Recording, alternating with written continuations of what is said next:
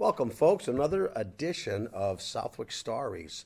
We've got our lecture today on what we can and can't hit, so we're going to have to fold our hands. Lee Hamberg is with us, and Jim Putnam.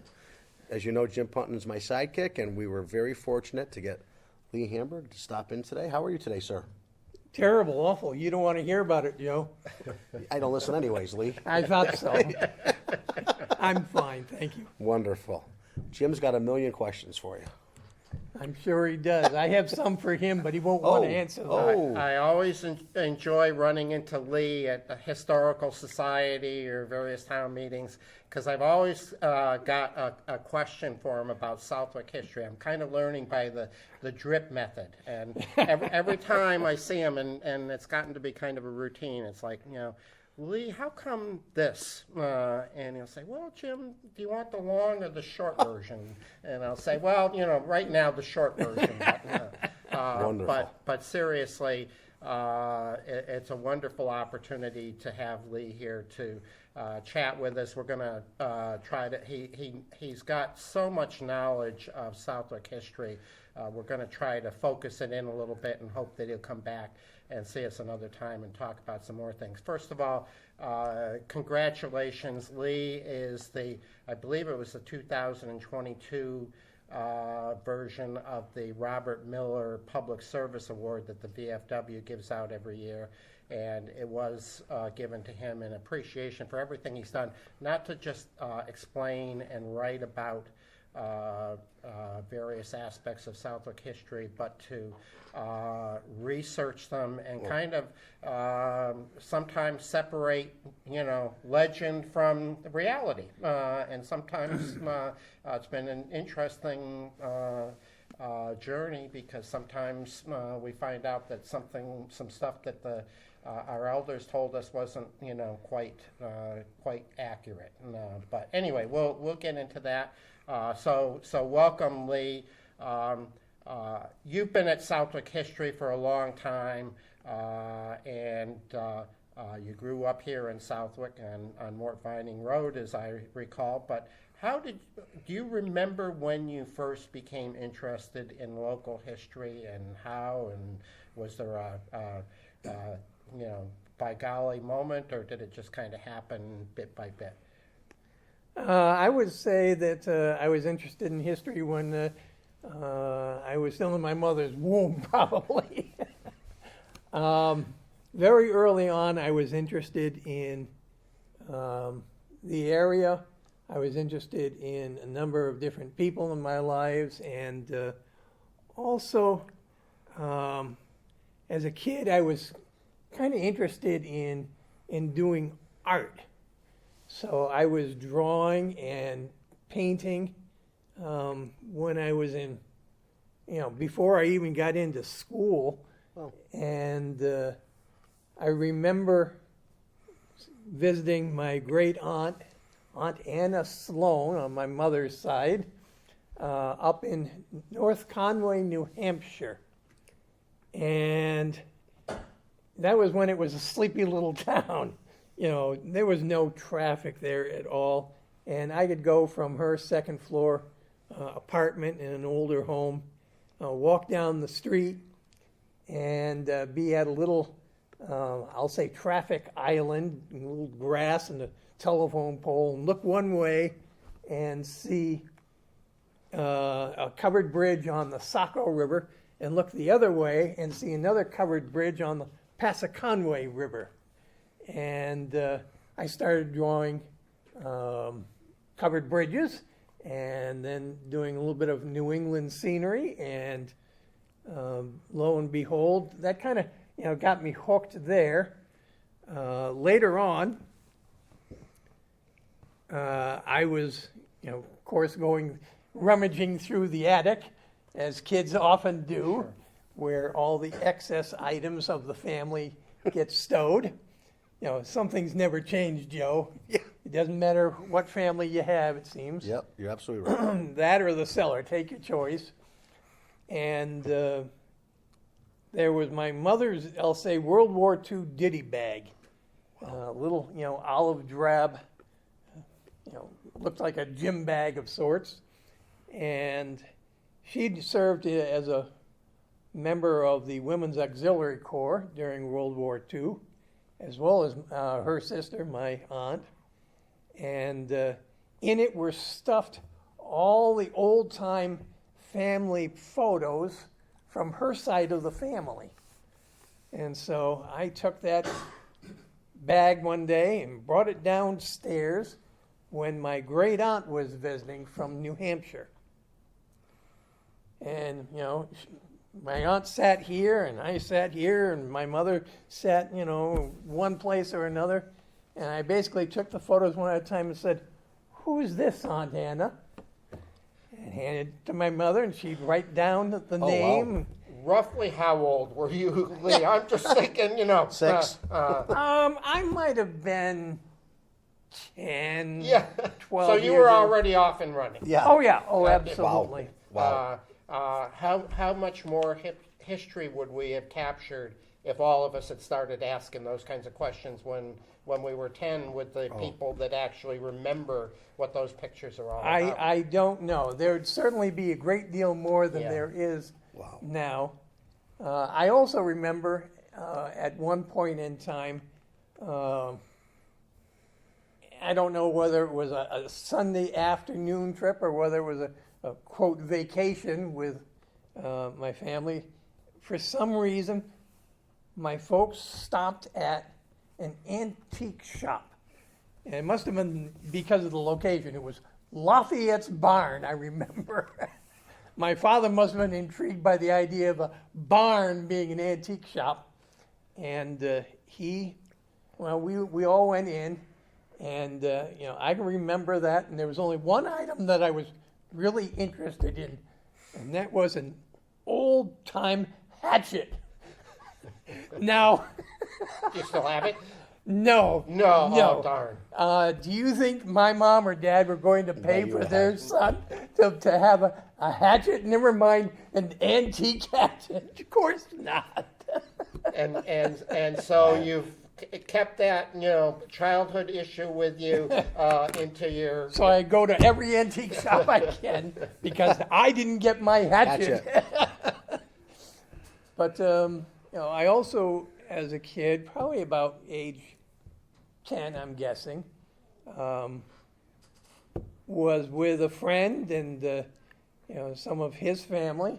They took us, I think, to see 2001: A Space Odyssey at the time. I don't know what year that was released, but on the way home, we stopped at the Eastern States Exposition, went into the Better Living building where they had an antique show. And I'd never seen, of course, you know, an antique show. What's that? But yeah, that was where I was exposed to you know, the idea that you could have many dealers in one space, and Better chances of finding a hatchet. better. Well, I didn't look at hatchets that Okay. day. You were beyond your hatchet stage. I was beyond that stage, but 1968, that movie was. it was 1968. Well, I would have been 11, so that wasn't too bad a guess. Yeah. At some point when you got into, we called it junior high school back then, I guess they call it middle school now, and high school, and you had serious history classes, so, you know, an American history course. Did your teachers cultivate your interest in local history? Because that really wasn't part of the curriculum, at least back then. The answer to that is no. Okay. No. And in fact, I remember in middle school or junior high, there was one history course in which I absolutely hated because of the text and because of the way it was being taught. So, you know, sometimes you overcome those little obstacles. So, and we're going to come back and talk about your family and your life here, but I'm kind of fascinated by your journey here. So, you completed your 12 years here in Southwick. For better, for worse. For better, for worse, like many of us. And you went away to school, right? Yes, I did. And so tell us a little bit about that and what you studied there, and because I think I've got one of the papers that you wrote during that era of your life. I'm sure you probably do. Do you mind if I back up just You sure a couple, can. No, couple this of is your years? interview, so we're just trying to walk you through it. Alrighty. So back up. When I was in junior in high school, for English class, we had to select an author and do a term paper. And the individual that I chose was Henry David Thoreau, who, of course, lived in Concord, Massachusetts. Yeah. Well, that wasn't so far that I couldn't, get into a little 1969 VW Bug and drive down to Concord and tromp around Walden Pond and, connect a person with a specific place. And I also went to what's now the Concord Museum. I think it was the Concord Antiquarian Society at the time. And, lovely name, isn't it? Yeah, a welcoming name for the general public. Absolutely. And they actually had one room that the individual who had planned this museum was the same size as his cabin. And it was filled with nothing but Henry David Thoreau items. So there was his bed, his desk, his chair, all of which he made, his flute, his walking stick, some maps. And, what more could you ask if you were both interested in an individual as an author and as, just a human being than to be able to see all this stuff there in one place. So who was your teacher? That was Recall? Mrs. Perkins at the Okay, time. yeah, well-known teacher for Well, many years. well known for better or worse also. And I don't want to put you on the spot, Lee, but that sounds like it was one extremely well-researched paper that you had really gone above and beyond. I did some papers at that era of my life. I'm a little bit older, but the night before using the World Book Encyclopedia. So I'm kind of impressed. Glad I wasn't sitting in the same class with you. But would you tell us what grade you got on that paper? I don't recall. Okay. A minus, Okay, okay, something B plus. Sounds good to me, Joe, huh? And I've only seen those grades. I've never accomplished You've that. heard of it. No.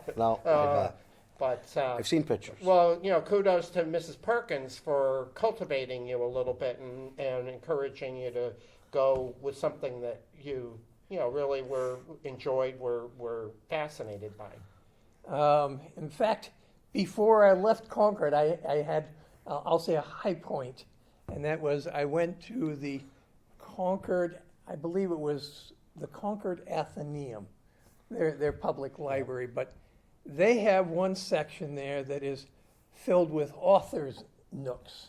Oh, really? Yes, so they have Thoreau, and they have Alcott, and they have Emerson, and I think they have Hawthorne too, and these are glass-cased areas with a copy of just about every edition that the library was able to acquire up to that time. And I asked, could I see that first edition of Walden, or Life in the Woods? And she said, why, certainly. She took it down and handed it to me. And I said, I'd like a copy of the title page. And she made a photocopy, which, of course, today never would happen. No. Never would happen. Probably would need an act of Congress to be able to even touch that book, huh? And probably it would only be available to qualified scholars. Not from Southwick, in other words. Not We- some we- Southwick, we get that. high schooler. So that's a great memory, and I'm sure helped take you further down the road with your interest in local history. And Concord is a good place for local history because they sure have lots of it. They have lots of it and- there. and rightfully so. You went off to the big university someplace to study. Well, I had a little stop in between, Oh, believe okay. it or not. Okay, tell us about that, if you And wish. that was, as a senior in high school, we were assigned the task of researching an author. However, my English teacher at the time, Mr. Gibbons, said, "You've already done that, Lee. Is there some other topic you would like to do?"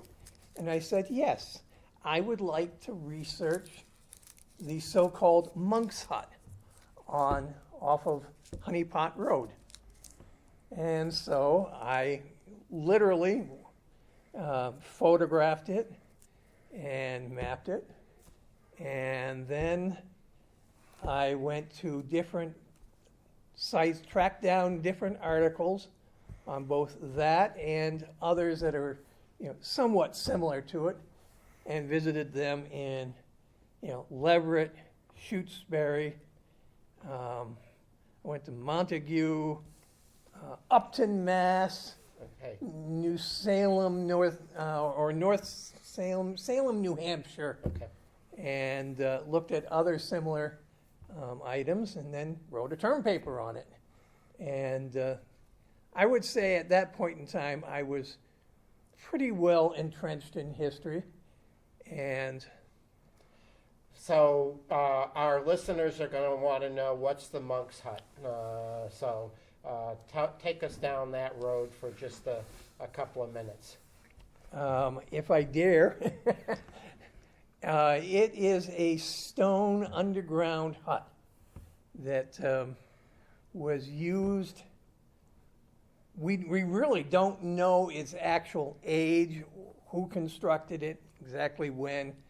I mean, I kind of took in the theory that some ancient Irish monks came over pre-Columbus and built it. But I would say there's, tremendous or extraordinary claims require extraordinary proof, and there isn't such extraordinary proof. And in fact, since then, several archaeological excavations of similar edifices have resulted in circa 1800 dates. So Maybe Who- they had a still or their hooch out there and just made it look like the Irish monks built it. yeah, we're not too sure. And sometimes you just have to live with mystery. Is Sure. all I can say. Yes. We don't have the answers. Maybe the next generation after that. It's the same in just about any arts or science when you think about it. Yeah. Maybe there's some lost book in the Concord library that says, in 1801, I took a trip out west and built a stone hut in the ground in a place called Southwick. Who knows, huh? Yeah, who knows? Who knows? I do know that there was That's a great story. that the landowner at the time, who was Tony Bogdan, actually lived over the line in Westfield, stated that it was used, he could remember it as a kid, by lumbermen when they were lumbering off sections of Sodom Mountain there. And, they were able to crawl in and, get out of the weather and, have a little fire and, warm up. So for them, it was absolutely ideal, although they didn't build it, obviously. But it was handy. It was kind of like the Hampton Inn of the day, huh? It was right there, warm place. What more could you ask for? First motel in Southwick, or the only motel still. Yeah. Well, we had a motel in No, Southwick. So where do we want to take the story next, Lee? That's a good. I hope you got a name for that. But Mr. Gibbons was tough. I got an A for that, and I also got an award at the senior Wonderful. assembly for that. So that really puts your star on the map. As here's a young man that's really paying his dues to develop these historical memories for Southwick. So that would have been like 1975, and at about that time, they were gearing up for the bicentennial. And I helped out Dominic Deaney, who was the social studies teacher. I think he was the department head too. He was putting together with several other students and individuals a slide program for the bicentennial on Southwick. And so I read Maud Davis cover to cover and was a guide for this is where this is and that's where that is. And so, I gave a good hand in that endeavor too. But when I went to UMass Amherst, it was pretty obvious that I was going to major in history. We're glad you did. Well, I'm glad I did, although the level of fiscal remuneration has not been as good as one might wish. But in either case, I spent a lot of time while at UMass basically taking a variety of core courses in any number of different fields as required. And also, I took a number of glorified independent study type courses and did several papers on Southwick related items. One, as you're alluding to, was a history of the Holcomb House at 249 College Very good. Highway. Very good. Yeah. And another paper that I did previous to that was a bibliography of sources for Southwick history. And I also did one on the early land grants in Southwick, basically taking land records in the Registry of Deeds and arranging them in geographical order. So I plotted out roughly about 7,000 acres of early land grants in Southwick. And that paper's never even been published. Is it in the archives of the Southwick Historical There's Society? a copy there somewhere. Okay, that's good. And I'm going to have to build on that tremendously because I could add thousands of acres now at this point. So just off the top of your head, a few names of who the original land grantees in Southwick, probably those families are no longer with us, but the names are probably someplace in Southwick. Every other street road. Yeah. They included Fowlers, Yeah. Guns, So Dave Gunn's yeah, predecessors, yeah? yeah, Nobles, Loomis. I think, if not originally, certainly very early, Kellogg's. So, that pretty much covers. Were Steers in there at all, or was that a little No, bit later? the Steers didn't come to town from Rhode Island until about 1792. Oh, they're or latecomers. 93. Yeah. They were waiting for Southwick to be set aside from as its own town and have a name before they came here. They wanted to play it safe. Well, believe it or not, they came to the Southwick Jog when it was part of Connecticut. Oh, okay. Whoops. Yeah. Whoops. So they weren't in Southwick initially. Okay. They got annexed or whatever the politically correct term is. Correct. So sometime in there, and I'm thinking maybe we're still in college, but I'd been away from town for a few years, and I came back here, and I swear it was in the middle of the winter. You're probably going to tell me it was July, but I go by the Bernadera house here in the center of town, and here's two people that are carefully dismantling that house. One of them I knew. but the other one I said, who's crazy enough to be up there with Stewie Johnson taking care of this wreck of an old house? And somebody says, oh, that's Lee Hamberg. And I said, I thought Lee came from smarter stock than that. But tell us first about the Bernadera house, and then what your project was there, and what became of because you took that down meticulously, as I recall Yep. it, the way you would take down a historic structure, and that it eventually got rebuilt someplace else. But tell us about that whole episode. That would have been in 1978 Okay. and early 79.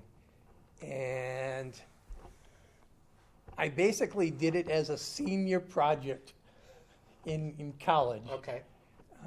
Mind you, I didn't get credits for taking it down, but I did get credit for the research and the write-up that I did on the property.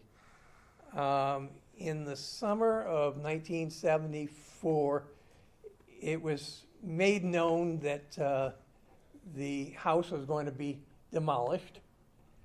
And I said, gee, that's a shame, because that has great potential to it. So I spoke to my dad, and I said, if I took this on as a project, could I use the tractor and truck periodically to, transport, and could I, find a little space somewhere to store it? And, he thought I was crazy too, Jim, but he agreed. So I did the dismantling of the house. I did quite a bit of research on it and got it back to about 1803 when it was constructed. The next time we interview you, we expect a more precise date than that, Lee. Well, I'm sorry. I have no more precise date for you. Partly because, you have a deed with nothing, and then the next time the deed has with buildings thereon. So it's difficult to date. I'll bet the assessors were onto that right away. Yeah. For whatever reason, their records aren't around anymore. But Well, some of the assessors' records are around, but they're much more generic than they are today. So, nowadays, they would have been out there taking pictures, Joe, as the thing went up. I've witnessed that. When we added on to Barb's Bait, the assessors drove through every couple of weeks. Sure. And make sure we got billed accordingly. So Lee, and I'm sure in one of the books there's a good picture of it, but where, in terms of today's downtown Southwick, where was the Bernadera house? it was across from the Congregational Church and to the north or right of what's now Southwick Auto Sales, I believe. So it'd basically be kind of the parking lot of Kettlebread, Yep. give or take. Yeah, plus or minus. Okay. So it And was. what was it built as? It was built as a combination residence and general store. Wow. So the right-hand first floor was intended as a general store. And the front room had, at one point in time, our architectural evidence leaves no doubt that it had L-plan counter and shelving attached to the pine sheathed walls.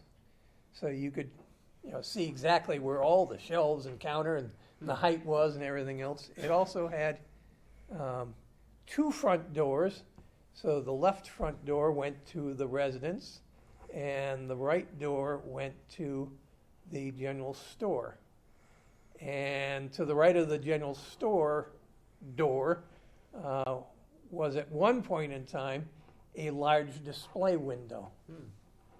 and it got filled in sometime in the 1880s, 1890s, somewhere around there.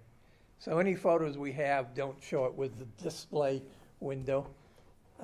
Recent research suggests that it was also a site for sale of liquor.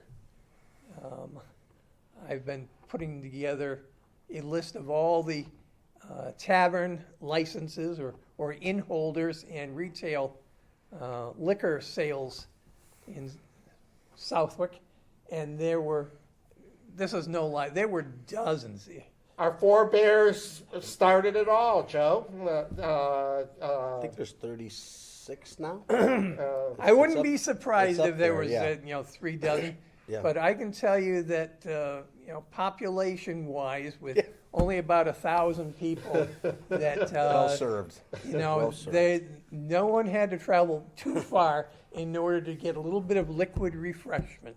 Well, I mean, they'd either have to walk or hitch up the team, and that would interfere with the partying, right?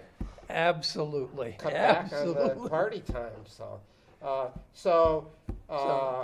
What would people of my age, what would we remember being in the Bernadera House at the end of its career in downtown Southwick? It was used, part of it was used as a real estate office at one point.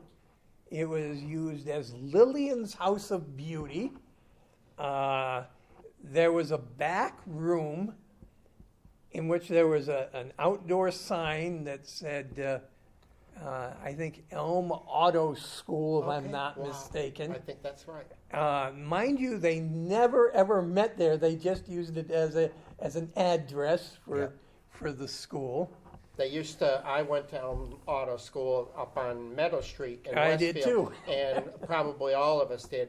And not always, but sometimes they would send the driver ed car down here and pick up 4 or 5 of us, and that's what that was kind of a bus station. But kept their name in Southwick too. Yep. So, just a quick memory, and we'll go forward on it a little bit.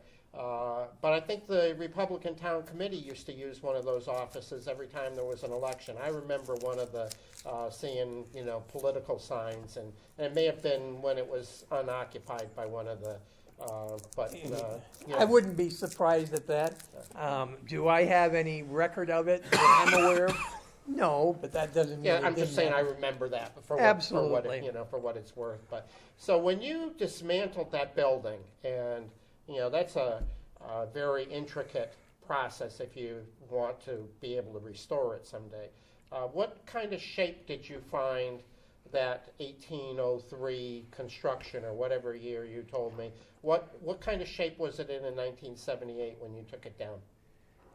The main house was actually in very good condition. It needed new sills, which is not unusual, but any restoration carpenter would do that just as a matter of course these days anyways.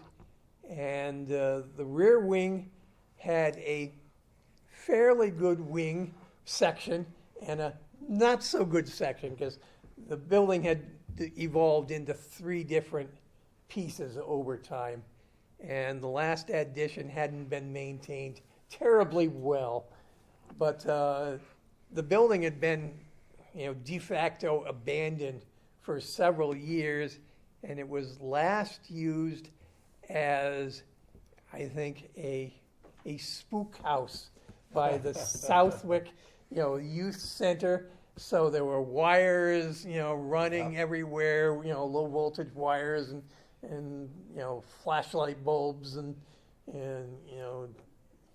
that type of junk scattered around. So you take this thing down. Was I right? Was it in the middle of the winter? No, I didn't finish it until, late winter of 79, So when you dismantle a historic building like that, Dad's helped you out by giving you the farm tractor and hay truck for a loaner. Where does one store their senior historical project after it's been dismantled? I stored a good chunk of it in the tobacco barn that my father had. I used one bent for a lot of it. Some of the timbers remained in the driveway, I think, of the tobacco barn until spring, at which point I cobbled together a place outside on one corner of the farm and covered it with plastic that blew off overnight, and then subsequently did a little bit more substantial covering of it. But when my father was about to sell the farm, he basically said, look, you better get this off of the farm, or the next owners will use it for constructing, one of their greenhouses. And, I just went, ah! Not exactly the type of thing you want to hear. And, of course, at that point in time, finances in my pocket were tight, to say the least, having just graduated from college. So I ended up selling it to a restoration contractor out of Coventry, Connecticut, Herman Marshall Restorations. And it was actually sold to his son, Stephen, who was considering building it himself for his own home, but ultimately rebuilt it for a customer. And it's now in Manchester, Connecticut, I think. Okay. I have not seen it since it was rebuilt. Sounds like a field trip for retirement. Sounds like a field trip. Bring pictures, please. Several of the other Bernadera family members did see it, and they were just elated to see it rebuilt and saved, because they had grown up there, and it pulled at their heartstrings, to say the least. Well, I didn't know we were going to go down that storyline, but to me that's very interesting. And is that the only house in town that you have done that with, or were there others? I know you were involved in the dismantling of the tobacco warehouse, but were there other houses that you took down in the same way? No, Okay. I never That just carried you. that was a task unto itself, and Sounds like you learned a lot from it. I learned a tremendous amount, not only about the construction and the carpentry and logistics, but history. I studied extraordinary amount of architectural, New England architectural history, and aced that course that I did take. That's what I was semester. hoping to hear.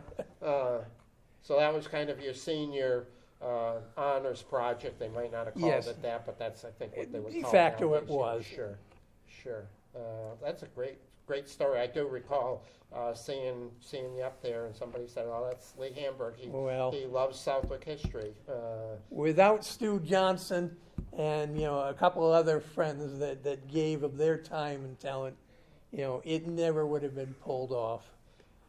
But very interesting house, because it had the residence, it had the general store, it had a storage room with thicker plank floors in the back, and it had a summer kitchen in the basement. It actually had one room that was partitioned off. At one point in time, had plaster ceilings, big fireplace and bake oven, and a room for storage.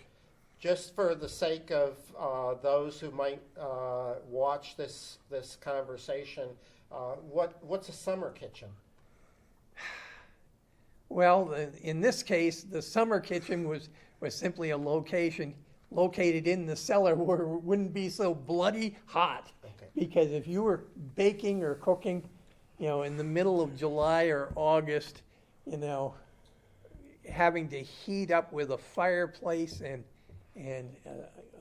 a brick oven, it was just hell. Am I correct that typically, though, a summer kitchen would have been attached and on the back side of the house or someplace, apart from the main living quarters, or was this more common to have it in the cellar? This is the only example that I have come across personally with it in the cellar. The house did have a kitchen in the rear L, Okay. actually. Again, I guess the intent was to keep it, that domestic function as far from, the mainstream of the rest of family life as possible. There's so many other things that we would like to talk to you about, so I've got one other thing that I'd like to do today, but in deference to our time and We got 20 minutes. We're good. producer and so forth. Will you come back and have some future conversations with us on other topics? Did I do that subtly, Joe? I'm trying to You're learn great, from you. but we still have 20 minutes, so Okay. we're fine. Okay. If you twist my arm real hard, I will. Jim. Okay. Well, I think these are going to be fascinating to people. So let's switch gears a little bit and talk about the Gillette tobacco warehouse. Because probably every day growing up when you rode the school bus, you rode by that, and when you went to church on Sunday and Sunday school and church, you rode by it, and it just looked like to me, just looked like a dilapidated old building that was in the process of, falling down the way abandoned buildings do. So Where was it located? Good question. We'll put that to Lee. But when did that first strike your eye? And you had, I'm guessing you had some sort of an aha moment of that is worthy of being saved and would be a dandy historical site for the Southwick Historical Society. But tell us a little bit about that, starting with where it was and where it is now. The C.J. Gillette Cigar Factory was located at, I think it's 203 Rear College Highway. So it was in the site of where the CVS drugstore Okay. is now. As a kid, I do have some remembrances of it because when I was sixth grade, Peggy Van Motter, who lived at the corner house In the on Button House there or whatever. the so-called Button House at the northwest corner of Vining Hill Road and College Highway, hired me to mow her lawn, and I did it for 2 or 3 years, and it seemed like over time the lawn became that lawn, Vanco Incorporated, which was the gas and oil company adjacent, as well as to the rear of Roy Benson's house and around a former blacksmith shop and around the cigar factory. So I was exposed to it, every week from, let's say, May to September, October there. Lee, I know better. Your curiosity got the better of you, and when you took a break from lawn mowing, you went out and explored, didn't you? No, I didn't. I didn't take any break because it was such a big lawn, and I was trying to get it done by 5 o'clock so I wouldn't be late for supper. So I'd get off the school bus. So you never went in and explored that? I never explored it at that point in time. However, in the early 80s, I was interested particularly in the Gillette blacksmith shop, which was just across the driveway on the same parcel of land. And I thought that, gee, that would be a nice place. Maybe that could be dismantled, you know. And it was too far gone, basically. But I did have a friend that was an architect, and he donated his services, and we did field notes, and he drew all 4 elevations, a cross-section of the building, and a floor plan of it before it was eventually raised.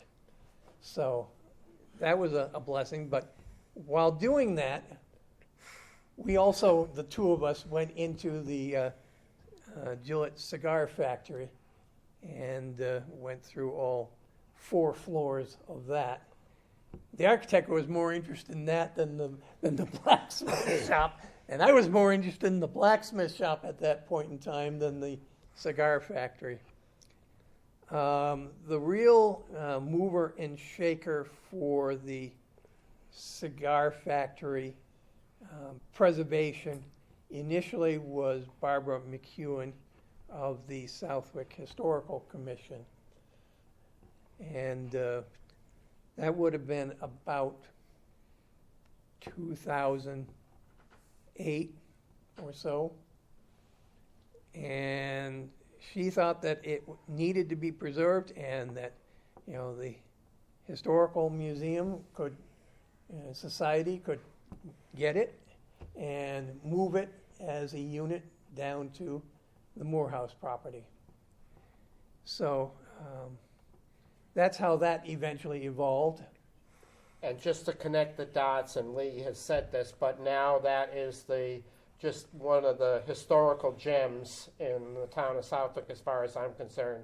And it is at the Morehouse property down at the south end of the jog on the, what would it be, the east side of the highway. And it's been reassembled and restored as appropriate, and just a wonderful landmark preserving that part of Southwick's history.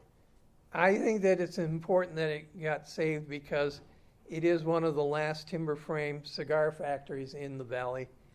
And also, our museum wouldn't have otherwise the space to be able to exhibit any of the agricultural items that we have in our collections if it wasn't for that building. So it was a big plus to the museum, and I think a big plus to the community. And if I recall the story of moving it from I'm going to call it the CVS property now. CVS had been very good when they were going to develop the property, and they said, "But we want to build a retail location here, so get it out of here." And if I recall correctly, get it out of here turned out to be a little bit more complicated than maybe originally anticipated. But tell us a little bit about the story of getting it from there to there. The biggest time hassle was the fact that they wanted to break ground at a very specific time. So when there were concerns and issues about permitting to move it, en masse as one chunk down to the museum site at 86 College Highway, it was eventually decided that we weren't going to be able to meet their time deadline with the permitting process. So instead we had it numbered, the frame dismantled, and of course we'd had floor plans and elevations done previous, and we eventually reconstructed it at the museum site. And anybody that has any interest in Southwick history that hasn't been in that tobacco warehouse needs to put it on their to-do list. The Southwick Historical Society. The bucket list. Put it on their bucket list. But I believe, just putting a plug in for the Historical Society, they do have, usually Sunday afternoons, they'll have some open times.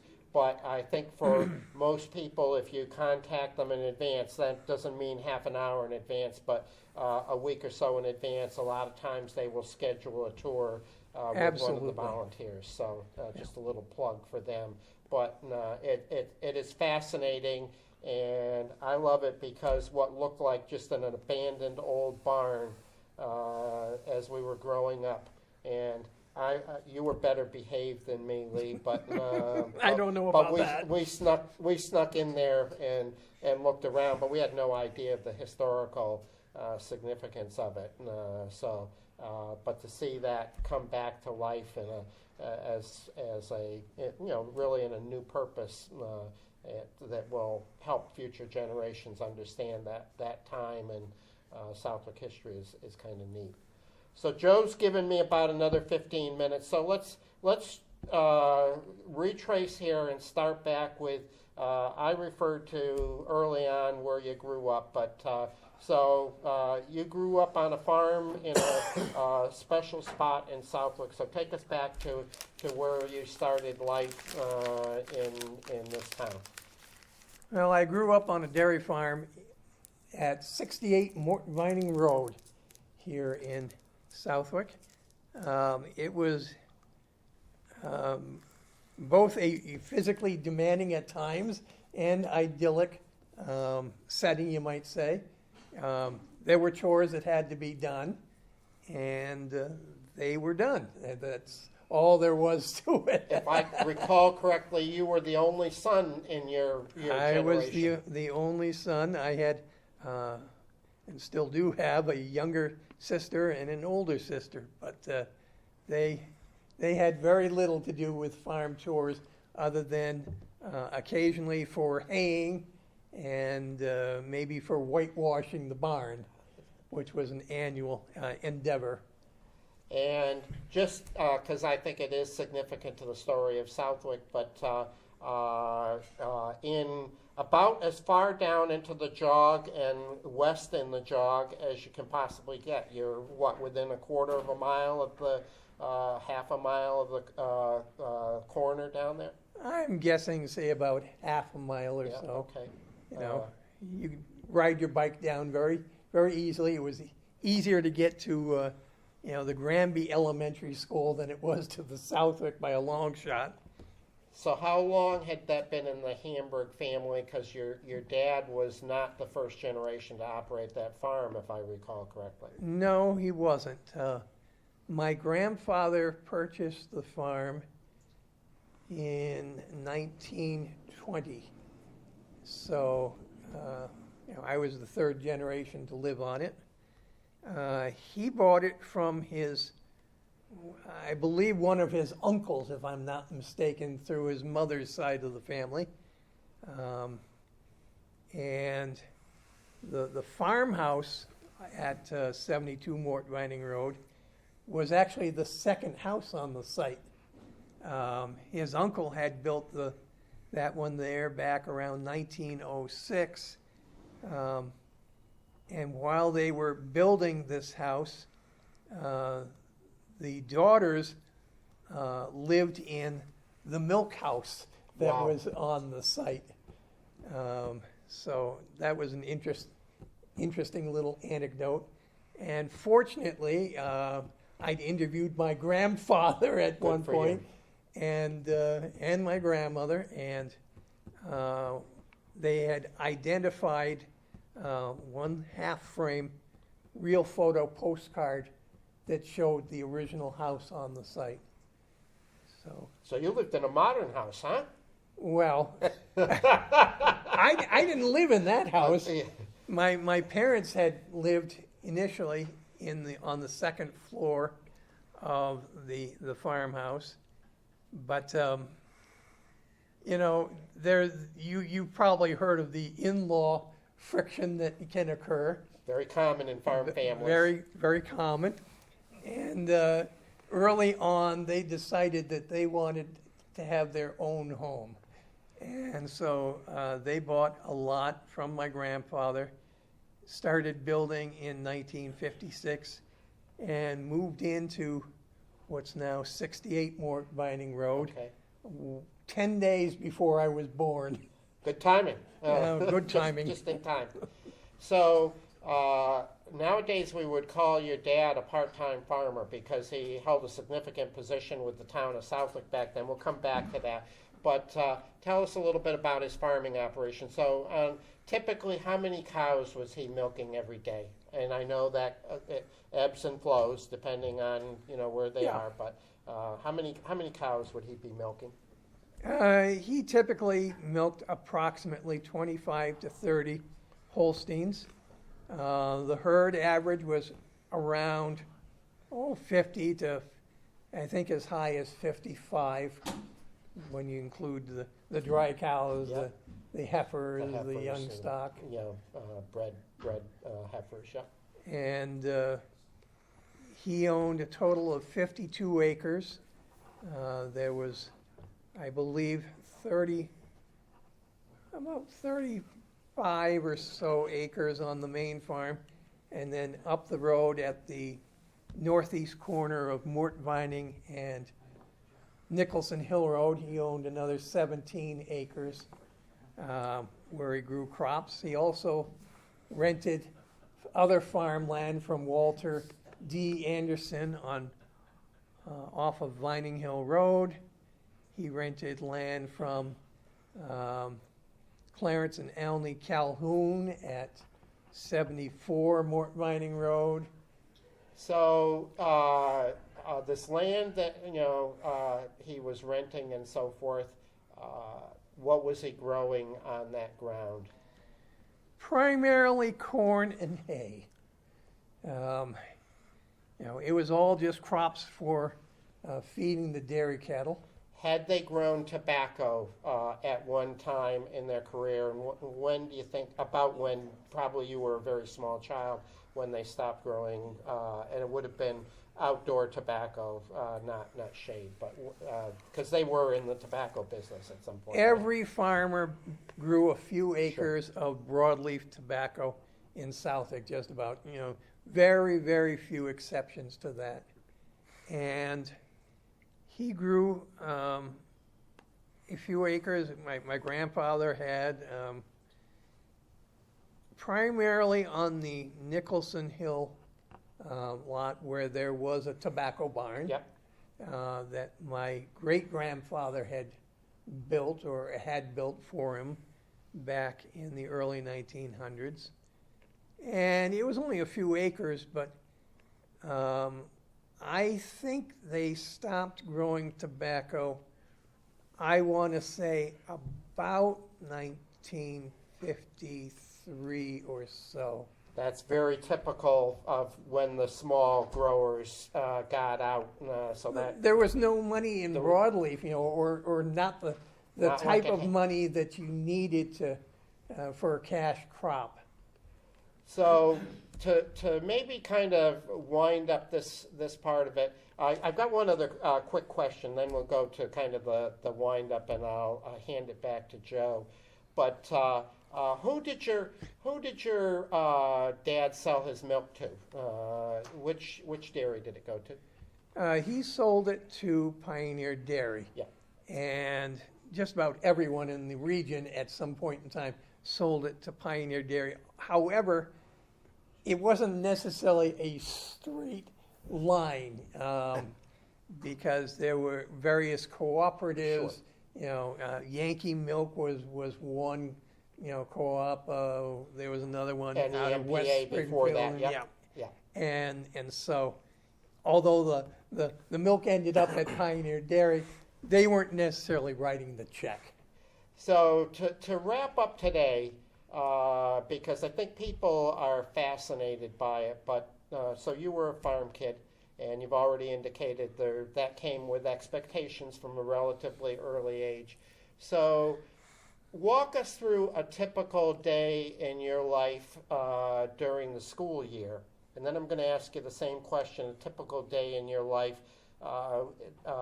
in the summertime when school didn't interfere with farm work. So just tell us what you recall. During the school year, Monday through Friday, it was school, and then after school, there were some chores. It might be, finishing up bedding, the cattle stanchions, scraping floors down, spreading sawdust or chopped up straw onto the floor, etc. Getting the cows in, usually about 4:30 or so, and then after supper, feeding them hay.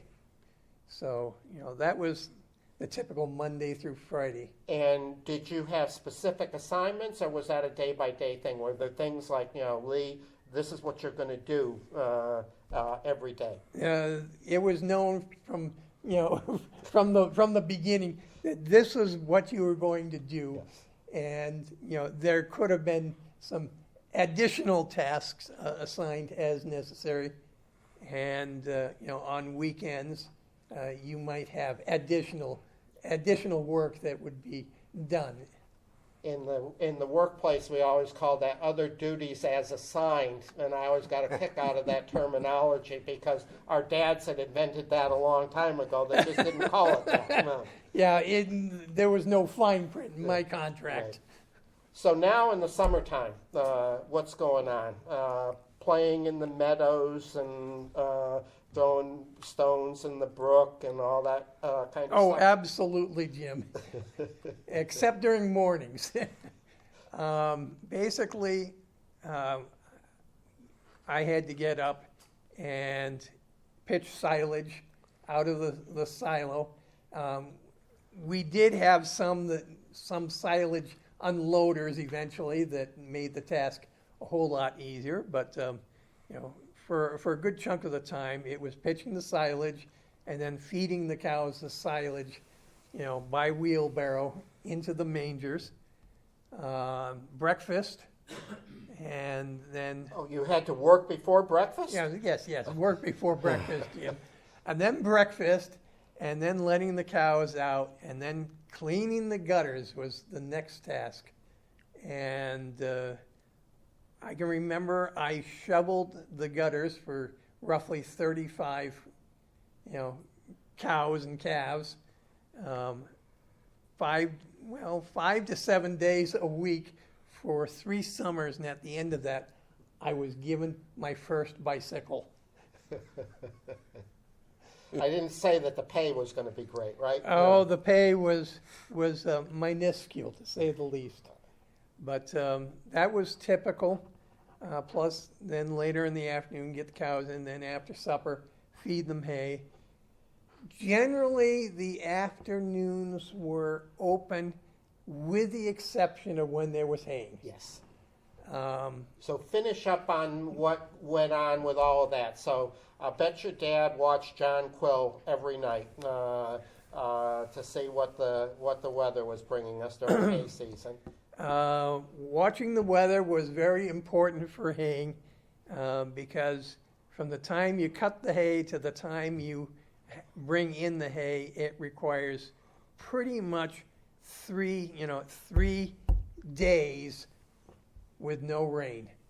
And if the rain, soaks the hay, especially after it's partially dry, the color, the nutrients are washed out, and the value is really diminished.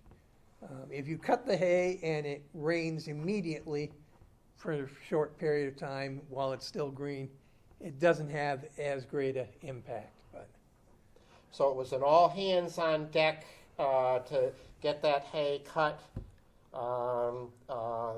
windrowed, and then baled and into the barn. when it came to getting the hay in, as a kid, initially he paid a neighbor to bale the hay because he didn't have a baler. Then he bought his first baler, a John Deere 45T that baled hay very successfully.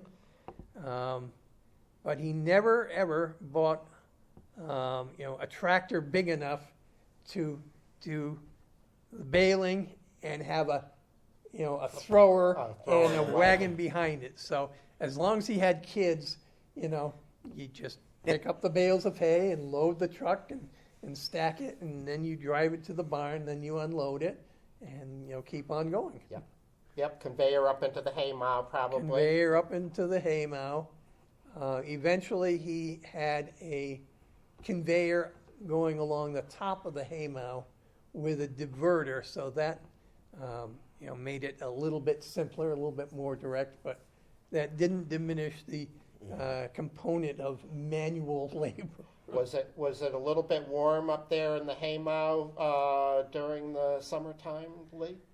Just mildly warm, and the fuller the haymow got, the hotter it got, because it was later and later in the season, and there was less air flowing. And, you know, we would be bringing hay in until 8 or 9 o'clock at night, and the lights would be on, and all you saw was this blur with hay dust in between, which probably explains partly why, you know, my breathing is as wonderful as it is.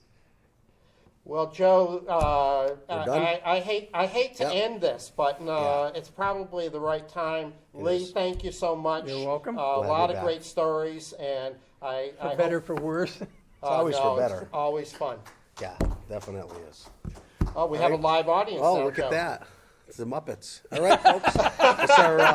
This show is Yeah. over, and we'll have another one coming up Well, it's shortly. probably those Thanks two for old watching. men up in the, you know.